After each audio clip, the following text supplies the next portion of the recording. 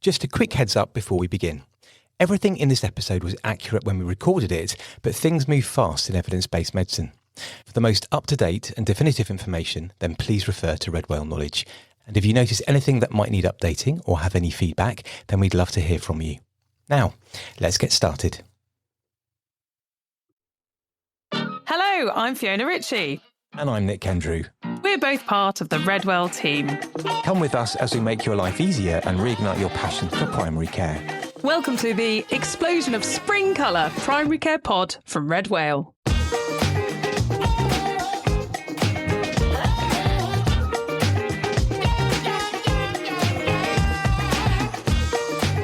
The Primary Care Pod from Red Whale.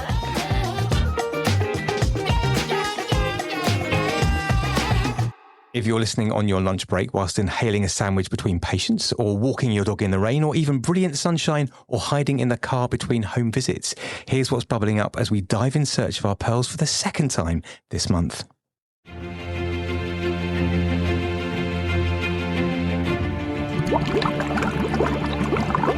Obesity and weight management in pregnancy. Excess or insufficient weight gain in pregnancy can present a risk for mother and baby. Those early pregnancy weeks can feel overwhelming, especially when discussing a sensitive topic like weight. We're covering our updated article, Obesity and Weight Management in Pregnancy, based on the 2025 NICE guidance. Stay with us to find out why weight matters, how to talk about it sensitively, how to give simple, evidence-informed nutrition and activity recommendations, and when to screen for gestational diabetes and when to refer. We also have the sizzling topic of how to manage GLP-1 medications in the preconception period. Perianal masses are a common presentation in primary care, but the causes can range from minor things like haemorrhoids to much more serious things like perianal cancers. Given that we are now consulting in many remote ways, this is an area where we need to be clear on our approach, ensuring that we don't miss something serious. We've drawn together the available guidance and want to alert you to some management steps that might just change your practice.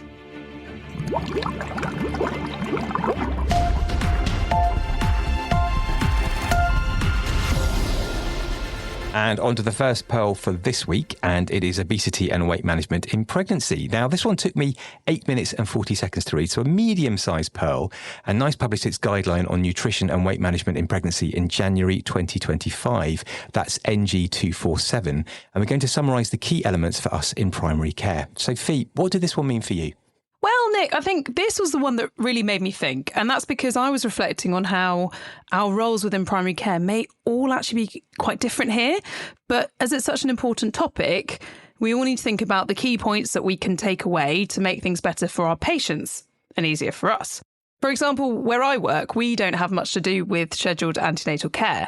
So women refer themselves to the midwife-led service, and then we might not see them till the 6-week postnatal check. So how would I bring up weight if I did see a woman, say, in the first trimester for another reason? And I think what I realised is that I would worry that not having that connection or that continuity might be a barrier here. Yes, that's a good point. And where I work, it's also a midwife-led service too. So as you listen to this, have a think about your role and what you want to take away from this. There may be some little nuggets of practice change here that could make all the difference. So let's dive in. This article was updated in August 2025. The written pearl and associated online article kicks off with some headlines, and they are that both excess weight gain and low weight gain during pregnancy carry risks for the mother and baby. BMI assessment at booking is essential for risk stratification and appropriate care planning.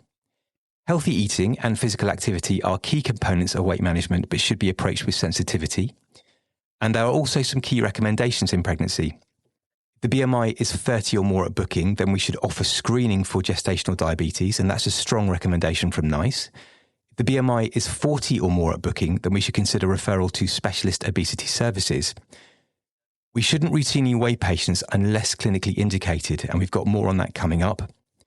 Intentional weight loss is not advised during pregnancy due to potential adverse effects on the baby. So, Fee, why does weight matter in pregnancy? Yeah, it's a good question, and it's one worth revisiting, as this is the basis of our discussions. Weight management in pregnancy plays a crucial role in minimising complications with both excessive and inadequate weight gain in pregnancy linked to adverse outcomes. Excess weight gain increases the risk of gestational diabetes, hypertensive disorders, and large for gestational age babies, while low weight gain is associated with small for gestational age babies.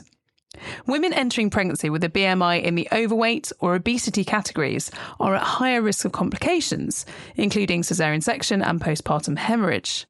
Pregnant women with obesity also have an increased risk of venous thromboembolism, preeclampsia, miscarriage, wound infections, and higher rates of mortality, and that comes from the British Journal of Obstetrics and Gynecology in 2019. Addressing weight proactively during the conception phase can mitigate some of these risks. There's quite a lot there to motivate us to take that opportunity. There really is, but it's such an emotive subject to bring up, isn't it? So how should we go about discussing weight with patients, Fee? Yeah, absolutely. And as I said earlier, there are some things that are a barrier for us as clinicians, and it being so emotive may also serve as a barrier for us all too. Many women may feel uncomfortable discussing their weight, so it's essential to create a supportive and non-judgmental environment. The first antenatal appointment provides a key opportunity to assess BMI and discuss weight-related risks in a way that empowers rather than discourages patients. The advice is that the BMI should be measured at the first antenatal appointment. Discussions should utilise sensitive language to avoid stigma and to encourage engagement. Healthcare professionals should explain why BMI matters in a way that is patient-centred. We might want to talk about excess weight and weight loss as both being risky to give a balanced view. Pregnant women should be offered written or non-verbal feedback on BMI if they prefer not to discuss it verbally. And as I said earlier, where I work, the antenatal care is midwife-led, so this is generally being done by our amazing midwifery colleagues. However, this does mean that if we see patients living with obesity and overweight during this phase of pregnancy, we should reiterate and reinforce these messages and show that this is a safe environment for them to have these kind of discussions if they choose to engage in them.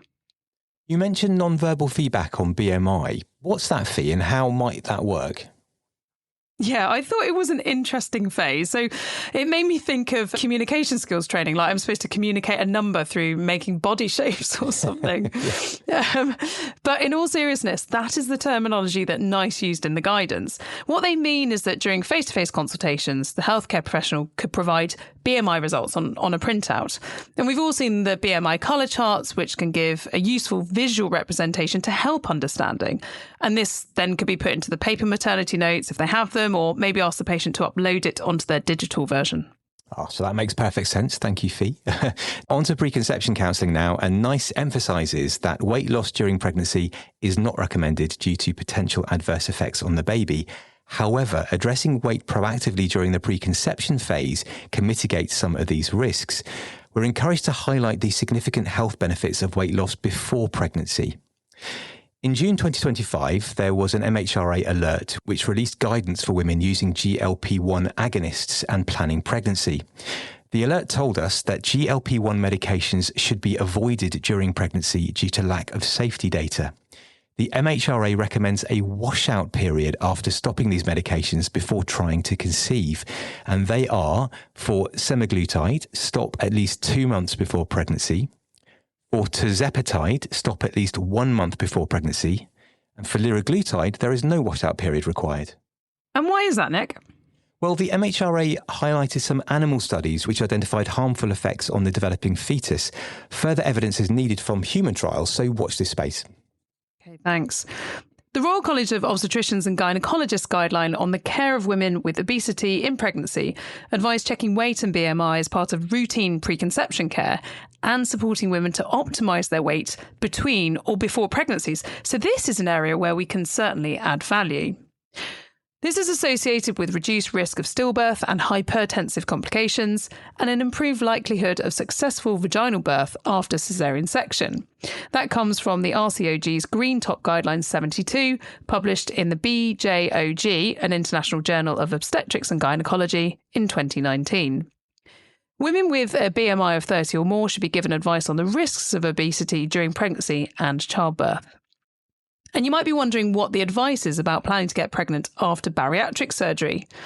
The RCOG advises waiting at least 12 to 18 months after bariatric surgery before attempting pregnancy to allow for both stabilisation of body weight and the identification and treatment of any nutritional deficiencies that may not be evident in the early months. And that comes from the BJOG in 2019 too.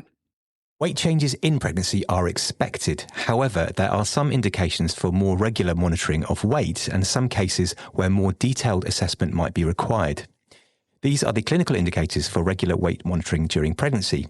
It's a non-exhaustive list suggested by NICE, which includes gestational diabetes, hyperemesis gravidarum, and thromboprophylaxis. What about excessive weight gain and low weight gain in pregnancy, Fee? Well, unhelpfully, there is no clear definition or consensus about what constitutes excessive weight gain in pregnancy. However, if it is suspected, NICE say that we should do 4 things. Firstly, assess physical and psychological factors contributing to weight gain. Secondly, encourage a balanced diet and appropriate physical activity. Thirdly, monitor fetal growth to assess risk for the baby for being large for gestational age. And fourthly, consider gestational diabetes testing, which we'll come on to in a bit. If there is low weight gain, then we should look for 3 things. Explore reasons such as nausea, vomiting, mental health issues or underlying medical conditions. Encourage nutrient-dense foods and ensure adequate calorie intake. And again, monitor fetal growth and consider additional support if concerns arise. For women asking for more information on expected weight change in pregnancy, NICE recommends that we signpost to the National Academy of Medicine's 2020 paper on expected gestational weight gain based on pre-pregnancy BMI. Now, I have to say that whilst this is comprehensive, it is an academic paper, so I'm not sure really how accessible it is for patients. However, it might be something that we could look at as clinicians to address their queries. There is a link in the article to this if you'd like to have a look. Very good point. Now, maintaining a healthy diet and staying active during pregnancy can contribute to better outcomes for both mother and baby. Nutritional guidance should be practical and culturally sensitive, ensuring that women feel supported in making changes. Let's consider healthy eating first. And for this, we've not only used NG247 from NICE, but also the RCOG Healthy Eating and Vitamin Supplements in Pregnancy from 2022. As you'd expect, a balanced, varied diet is the order of the day. We should encourage pregnant women to eat a wide variety of foods, including plenty of fruits, vegetables, whole grains, lean proteins, and dairy to ensure both mother and baby get essential nutrients. We should also advise pregnant women to limit high fat and high sugar foods. We would advise reducing foods with high fat or sugar content to help manage weight and lower the risk of gestational diabetes. Folic acid supplementation, we should stress the importance of starting folic acid supplements before conception and continuing during early pregnancy to reduce the risk of neural tube defects. Thanks, Nick. Can you clarify for us about when we should prescribe higher dose folic acid in this group, please? Certainly. And it's a great question because you might have read conflicting guidance on this. Older RCOG Green Top guidance on the care of women with obesity in pregnancy recommended that women with a BMI of 30 or more take folic acid 5 milligrams from 1 month before conception and for the first trimester. And that's from the BJOG from 2019. However, NICE in their guidance concluded that there is no evidence to support high-dose folic acid for those with a BMI within the overweight or obese range, and the standard dose of 400 micrograms is sufficient unless other risk factors for neural tube defect or congenital malformation are present. Those who've had bariatric surgery may require specialist advice on folic acid and other micronutrients before and during pregnancy, and it's recommended to consult the patient's bariatric surgery unit for guidance on this. Okay, great. Thank you. What about vitamin D supplementation, Fee? Yeah, so we should recommend vitamin D supplements, especially for those at risk of deficiency, to support bone health and immune function. There is insufficient evidence to recommend a specific dose of vitamin D, but current UK guidelines advise 10 micrograms, so it's 400 international units, daily during pregnancy and breastfeeding. How about gestational diabetes? Is there any evidence for the best diets to follow? Unfortunately not. There's not one best diet for gestational diabetes. There is no convincing evidence that one diet is superior to another when it comes to managing this. Okay, thank you. So that's the healthy eating ticked off. What about physical activity? Yeah, so NICE tells us to encourage at least 150 minutes of moderate intensity activity per week, encourage minimising sedentary time, so we could suggest walking, swimming or prenatal yoga, and tailor advice based on pre-pregnancy activity levels and preferences. The Active Pregnancy Foundation has a wide range of resources for both patients and healthcare professionals, so do take a look. An interesting point to highlight is that the guidance highlighted that although nutrition and physical activity did not show significant efficacy in managing weight during pregnancy in randomised controlled trials, they were associated with reduced rates of gestational diabetes, preeclampsia, and large for gestational age babies. Pregnant women with a higher BMI are at increased risk of developing gestational diabetes, which can lead to complications if left unmanaged. Early screening and lifestyle interventions can help improve outcomes. 4 things should happen here. Testing should be offered to patients with a BMI of 30 or more at booking, and to those with additional risk factors which are outlined in our Diabetes in Pregnancy, including Gestational Diabetes article. If excessive weight gain is observed, then even if the BMI at booking is below 30, we should consider testing for gestational diabetes. And we should also provide individualised dietary and lifestyle advice for those diagnosed. For some women, specialist input is required to manage weight-related risks in pregnancy. Timely referrals can help ensure appropriate support. So, for those with a BMI of 40 or more at booking, consider referral to a specialist obesity service. Refer to dietitians, midwives or physiotherapists for tailored support, and encourage access to peer support groups and digital resources. Okay, so that's obesity and weight management in pregnancy covered. But before we wrap up, Nick, can you just tell us about breastfeeding and obesity, please? I'd love to. So, breastfeeding has particular benefits for women living with obesity and their babies, which I found really interesting to read. The first benefit is reduced risk of maternal type 2 diabetes later in life. A meta-analysis of observational studies showed that any breastfeeding reduced the risk of type 2 diabetes by 27%, with an even greater benefit seen in women with a history of gestational diabetes. And that's from Diabetes, Obesity and Metabolism in 2021. The second benefit is a reduced risk of obesity in adolescence and adulthood for the breastfed child, and that's from The Lancet in 2016. In June 2025, the MHRA released a reminder that GLP-1 medication should be avoided during breastfeeding. For more detail on safe use of medications related to obesity during breastfeeding, see the Specialist Pharmacy Service UK Drugs and Lactation Advisory Service Safety in Breastfeeding document. There is a link to that in the written pearl, and we'll also put one in the show notes. So here are the take-home messages for obesity and weight management in pregnancy. Both excess weight gain and low weight gain during pregnancy carry risks for the mother and baby. BMI assessment at booking is essential for risk stratification and appropriate care planning.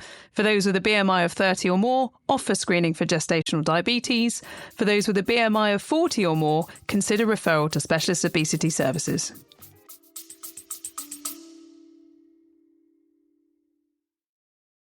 Are you a GP trainee or do you know one? We've got some exciting news. We know that GP trainee years can feel daunting and expensive, so Redwell has joined forces with the MDU to provide a free education package tailored to GP trainees, which has been really popular. Nick, can you tell us about it? Of course, this is the GP Trainee Essential Support Package, exclusively available to GP ST MDU members and affiliates.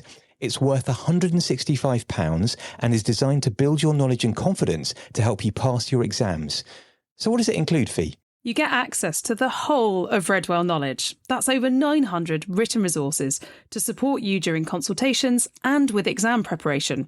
Some of you describe it as like having an educational supervisor in your pocket. There's also a digital Top AKT Topics handbook, which contains topics that the RCGP says people find challenging in exams. You also get access to 4 on-demand exam preparation webinars that demystify workplace-based assessment, AKT, SCA, as well as statistics and data interpretation. And from August 2025, we'll be sharing a monthly video bite on common primary care presentations to support your learning even more. So, who's eligible and how do they access it? This all depends on where you are training. If you're a GP trainee in England, indemnity is provided through your deanery, But in addition to this, you can sign up for free MDU affiliate membership anytime during your training. You will then be able to access the GP Trainee Essential Support Package for free. And if you're a GP trainee in Scotland, Northern Ireland or Wales, you choose and pay for your own indemnity.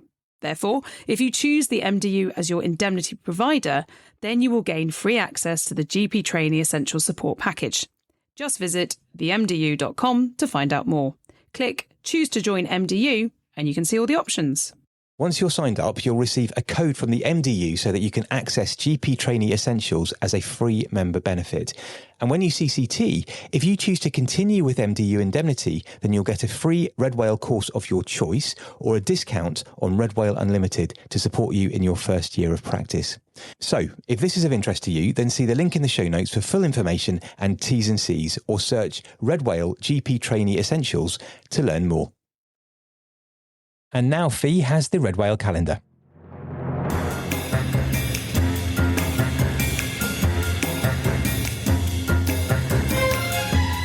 So we've got on Friday the 27th of March, Kate and Catherine are in the studio to launch our new season of content with our Red Whale Live GP Update course. And then on Friday the 17th of April, David Plume is hosting a Red Whale Live Cancer course if you need an update on that. On Thursday, the 23rd of April, you can choose between digital or face-to-face, with Io hosting a Red Whale Live from the studio, while Susan and Hussein are hosting GP Update face-to-face in London, which they'll then do again on Friday, the 24th of April. So 2 days to catch them if you'd like.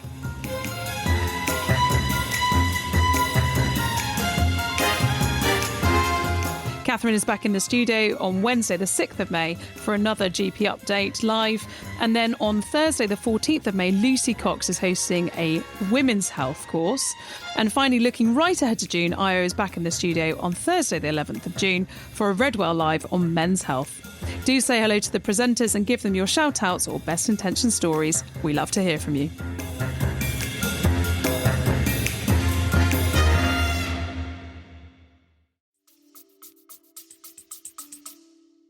Healthy eating and physical activity are key components of weight management, but should be approached with sensitivity.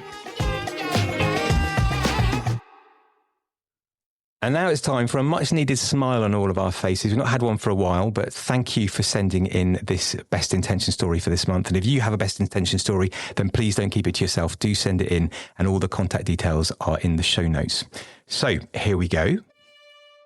Hi guys, loving the podcast. I've recently become a trainer, so I've got it as essential listening for my new trainee. I thought I'd share my best intention story for this week after my wife told me I should send it to you, so I hope you enjoy it.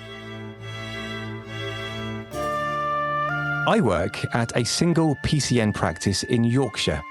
We have 5 sites, and I primarily work at one of them, though on occasion, particularly during periods of staff leave or changes in demand, I work across the other sites. It was whilst working at one of our more rural sites, where I've only worked once or twice before, that my best intention story happened. It was mid-afternoon, and I was running a little bit late when I called my next patient, who was an 11-year-old boy. He was actually from much nearer my usual site and therefore had travelled quite a way to be with us that day, and his dad had brought him in. And the reason that it had taken the available appointment and travelled was because he was quite concerned about his son's elbow. It was inexplicably really uncomfortable that morning, and he had restricted movement. However, by the time he came to see me, his symptoms had more or less gone entirely. He had a completely normal examination, and we decided that we would employ a watchful waiting approach. As we were discussing this plan of action, the young man said that his tummy began to hurt a little and said that he might be sick. As I was in an unfamiliar room, I was struggling to find a sick bowl. In what was not my finest moment, I shepherded him over to the sink, and he was sick in there. I started running the hot tap, and as our infection control lead, I'm sure they wouldn't be very pleased with this, but I did clean the sink afterwards thoroughly with cleaning products, wearing gloves and extensively washing my hands. Now, whilst he was still feeling a little bit nauseated after being sick, but recovering, I offered him a glass of water, which he accepted. I popped across the corridor to the kitchen, But as I didn't know where things were, I couldn't find a glass. So checking the cupboard, I grabbed a plain white mug, which I filled with water, and I gave it to him. He drank, I know what's coming, sorry. He drank about a third of it and was recovering by that point, and he was obviously completely well again. And so Dad said that he'd take him home and it was all fine and quite safe. Now, as I said, as I was cleaning up the sink and doing all what I needed to do afterwards, it was only later on when I was tidying up that I picked up the coffee mug that I gave him and put it in the dishwasher. And as I turned it over, the plain white mug at the bottom of it said quite boldly, "I am a twit." I'm pretty sure that neither the patient nor his dad noticed this declaration, but when I brought it to the attention of my wife, she found it very amusing, as did my colleagues. It seems that this mug was a Christmas gift to one of our partners from their spouse and had made its way into the communal mug supply. What makes things worse is that every time I start telling the story to any of the colleagues at work and who work at this branch surgery, they immediately guess the ending, as they all know this mug well. I await the complaint and look forward to having to write my response to this. All the best, Richard. Oh, Richard. Thank you, Richard. We've all been there. There's things that you don't find out for years. Like I don't know if I've said this before, but when I was a trainee, I remember not even realising that two of the partners were married for like a year or something because they had different names. Just didn't even know. Oh, it's all that insider information that you need, isn't it? It is. Clearly that is, don't give out that mug to a member of the public. Yeah. Fabulous. Okay, so shall we move on to our next pearl now? And this one is demystifying perianal masses. Now, perianal masses are a common presentation in primary care, but the causes can range from minor things like haemorrhoids to much more serious things like perianal cancers. It can also be a presentation that people don't feel comfortable about raising. As we said earlier, we are now consulting in many remote ways, things like e-consults and telephone appointments. And so this is an area where we need to be clear on our approach, ensuring that we don't miss something serious. We wouldn't want to misattribute a perianal cancer for haemorrhoids simply because the person had those before. We've drawn together the available guidance, and there's some practice-changing points to be alert to as well. Sophie, what did this one mean for you? Well, Nick, this pearl made me think as well, really. And it's the sort of subject where you think, yeah, that seems straightforward. And it feels like some revision, which, is always nice to have, isn't it? But it also made me think of the pitfalls that we might fall into. And like you said, remote consulting, misdiagnosis, and even mismanagement. So shall we kick off with talking about differentials? Yes, let's do that. So we can think of these in terms of location and also appearance. Lesions which we could see are a perianal abscess, pilonidal sinus, and these arise in the natal cleft, anal skin conditions such as genital warts, skin tags, molluscum contagiosum, hidradenitis suppurativa. Now, around the anus, we might have hemorrhoids, rectal prolapse, or anal cancer. So let's focus on perianal abscess first. These usually present as a tender, localised swelling with redness. Now, importantly, the natal cleft is clear here. Deeper abscesses can also present with perianal or pelvic pain, which may be more vague and where imaging may be required. Some may have discharged before presentation, and rarely patients can present with sepsis. Most perianal abscesses are idiopathic, and known risk factors include inflammatory bowel disease, smoking, and HIV. Rarely they can be caused by infection, for example, diverticulitis, anal trauma, or anal cancer. Perianal abscesses are not related to personal hygiene or sedentary lifestyle, and this may be something to acknowledge when discussing this with our patients. The key message here is that they require surgical drainage and that antibiotics have not been shown to improve outcomes, so that might be a practice-changing point for many of us. Yeah, absolutely, I think so. But here's the question. Do I still need to refer to surgery even if the abscess has spontaneously discharged? Well, Nick, the answer to that is yes. So surgery may take place under local or general anaesthetic for these, with most abscesses being drained externally. The use of antibiotics before or after drainage does not seem to improve healing rates or reduce recurrence in uncomplicated disease. However, antibiotics may be used in those with systemic symptoms, extensive cellulitis or underlying immunosuppression. General examination and sigmoidoscopy may be indicated if there is evidence of coexisting disease, for example, inflammatory bowel disease or malignancy, and fecal calprotectin may be measured if there is concern about an undiagnosed inflammatory bowel disease. Okay, so what about aftercare and our role in primary care? Well, after surgery, the cavity should heal by secondary intention, so we can expect wounds to be packed or left. About 8% will need reoperation within 7 days, usually because of incomplete initial drainage, premature skin closure or missed loculation. So it's important that people have access to an urgent review if required. Post-operatively, the wound should be monitored for worsening symptoms, persistent or spreading cellulitis, and the patient for malaise or pyrexia. If people are not making progress as you would anticipate, serial inflammatory markers may be useful, although clearly re-referral may be indicated to undertake reassessment of the abscess. Right, okay. And then once the wound is healed, what follow-up is needed? For those people who have a first perianal abscess and don't have any systemic disease or underlying cause, then no follow-up is required. However, those with recurrent disease do need investigation and follow-up. So, Nick, can you tell us about our next lesion, about a pilonidal sinus, please? Yes, so a pilonidal sinus is also a red, hot and tender lump, but the key here is that it arises in the natal cleft, whereas in perianal abscess, the cleft will be clear. It's not a perianal abscess, but the conditions are related and have similar risk factors and comorbidities. The management of pilonidal sinus was reviewed in a BJGP clinical practice article in 2024. Ingrowth of a hair in the natal cleft leads to formation of a sinus with the hair at the apex. The sinus is unable to drain, leading to abscess formation with pain and may exhibit chronic drainage of pus. There may be excessive granulation tissue at the site and people may have difficulty walking or sitting.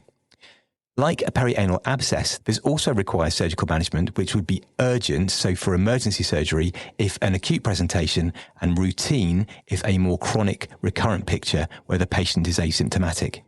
And what about antibiotics here? Well, an important learning point is that we shouldn't delay referral to trial oral antibiotics.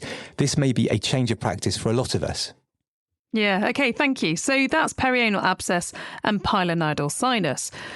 What if someone got in touch via eConsult and said that they had a swelling around their bottom, some bleeding on wiping, but also had a change in bowel habit and weight loss? What then? Well, yes, now that's certainly more alarming, and here we need to have our primary care antennae up and think about anal cancer. Now, anal cancer is rare, but is on the increase, with incidence doubling in the last 30 years. It's likely to present as an ulcerated or indurated lesion with possible symptoms of pain, bleeding, changes in bowel habit, and weight loss. Anal cancer is most commonly squamous cell carcinoma, and 90% are attributable to HPV. Remember, anyone with an unexplained anal or rectal mass or ulceration should be referred on the suspected cancer pathway, and they do not need a FIT prior to referral. Yeah, that's a really good point. Next on our list of differentials is haemorrhoids. These are common, and the typical presenting symptoms include grape-like lumps protruding from the anus, bright red rectal bleeding often being noticed as streaks of blood on the stool or on toilet paper after wiping. Itch may be present and pain may occur with external or thrombosed haemorrhoids.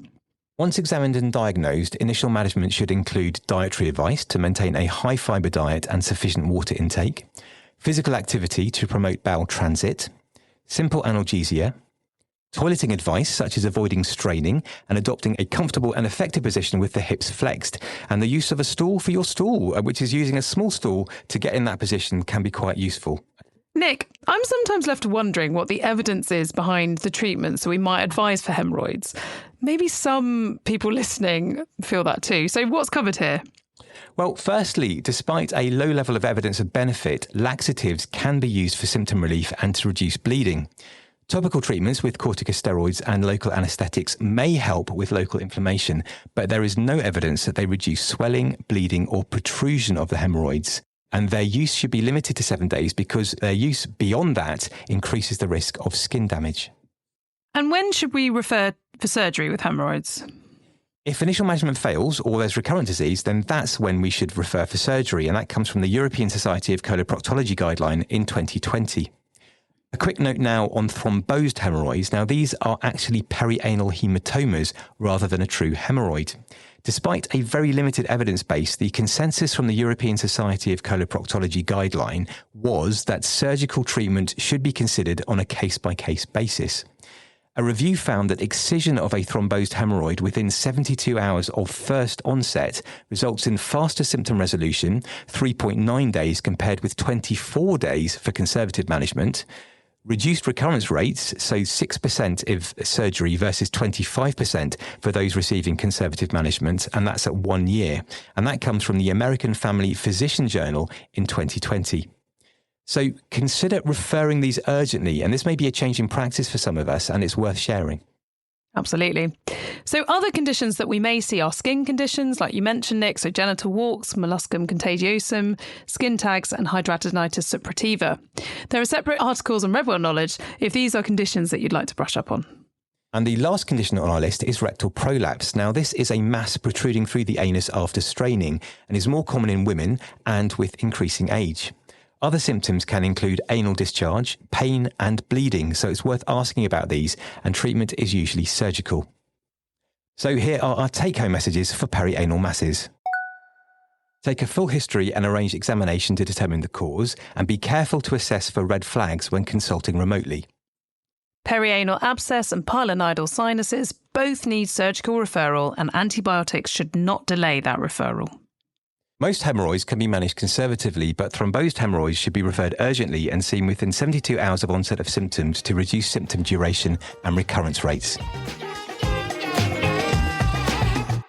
Now, if you're hankering after a Redwell Knowledge subscription, then we're offering a 10% discount on Redwell Knowledge for our fabulous Redwell Pod members. How do you become a member of the pod, I hear you ask? Well, if you are listening to us, then you are part of our pod. And all you have to do is go to redwhale.co.uk, put Redwell Knowledge in your basket and enter the code RedwellPod to get 10% off. And here's a small print. The discount is only for this product and it won't work on anything else. And please also note that this voucher code is all one word and all lowercase, and it can only be used once. Redwell Pod. If you've enjoyed listening, then please give us a 5-star rating on whichever platform you use. It only takes a few moments and we'd really appreciate it. And if you can spare a little more time, then please leave us a nice review too. Because of the way the algorithms work, it means that other people just like you can discover us. And of course, putting algorithms to the side, there is no greater recommendation than a word of mouth recommendation. So if you've got value from listening to the podcast today, then don't keep it a secret. Please tell everybody that you know who might also benefit from listening. All the resources that you need are in the show notes, and all the links are in the show description on your preferred podcasting platform. You can also find us on social media. We're on Facebook, Instagram and LinkedIn. If you want us to see something about the podcast, then please use the hashtag RedwellPod. The other thing that you can do if you click on the link in the bio is to leave us a voice message telling us about anything that you found helpful or would like us to go over. You can also email us. Our address is podcast@red-whale.co.uk. And if you want to tell us about a change to your practice that has come about by listening to us, then please email us at impact@red-whale.co.uk. Until next time, I'm Fiona Ritchie. And I'm Nick Kendrew. Remember to keep Redwell Knowledge open on your desktop at work, so we're with you when you need that bit of extra information or reassurance. Take care and look after yourself. Bye-bye. Goodbye.